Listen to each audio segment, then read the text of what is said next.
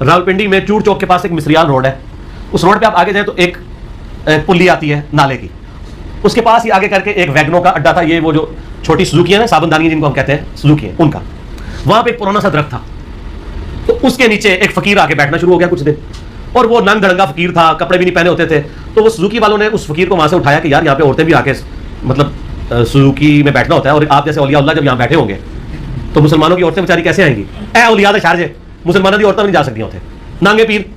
तो उन ड्राइवरों ने उनको उठा दिया कि हमारी खाकी खराब हो रही है। अच्छा वो उठा दिया, अल्लाह करना ये हुआ कि 2 या 3 दिन बाद एक आंधी आई और वो दरख्त गिर पड़ा। अब अगली बात आप समझ लें, उन्होंने कहा ये नांगे पीर को उठाया ना, इस वजह से दरख्त गिरा है। अच्छा तो मुझे आगे बताने लगे, मुझे कहने लगे इस तरह हुआ ऐसे। मैंने कहा आप देखें लोग ये तो कह रहे हैं कि नांगे पीर को उठाया इस वजह से दरख्त गिरा है, ड्राइवरों की करामत नहीं है कि अगर ड्राइवर उसको ना उठाते वो वहां बैठा था नीचे आके मर जाता।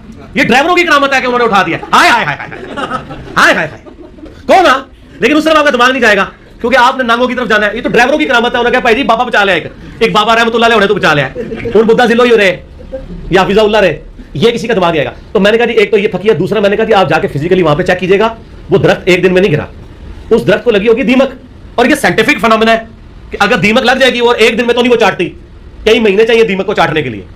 कुरान में सबूत है ना, हजरत सुलेमान अलैहिस्सलाम जिस आसा के किनारे थे तो कितनी देर तक खड़े रहे, दीमक ने एक दिन में तो नहीं चाटा, जब वो चाट लिया फिर वो नीचे आए।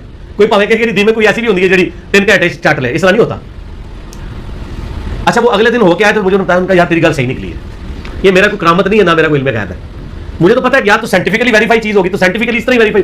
वो कहने लगा जी वो सिर्फ खा ली थी दरख्त की, अंदर से दीमक चाट छूट चुकी थी, वो तो ये वाकया होता या ना होता उस दरख्त के गिरने का वक्त वैसे ही आ चुका हुआ था, वो बुजुर्ग के खाते में डलना था जो मैंने ड्राइवरों के खाते में डलवा दिया।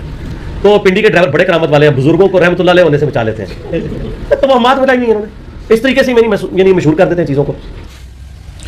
सवाल नंबर 16 ये अली भाई के सेकंड लास्ट है, 17 आपने कहा, 17 ही रकात बताइए ना, रकाता हूं दिन रात 17 ही ने पाई जी नफिल शामिल नहीं करूंगा।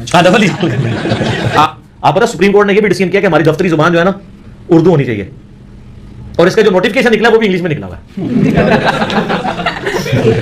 और हमारे दफ्तरों में भी कई दफा आए हैं नोटिफिकेशन और वो लिखा होता है कि इंशाल्लाह कर देंगे क़यामत से पहले एक दफा। मैं तो इनको कल बता रहा था, परसों क्या हुआ उस्मान भाई ने कल चाय मंगवाई थी, कल तो वो चाय यानी ना उसमें चीनी थोड़ी ज्यादा डाल गई थी, तो इन्होंने कहा मैं वापस नीचे भेज दूं।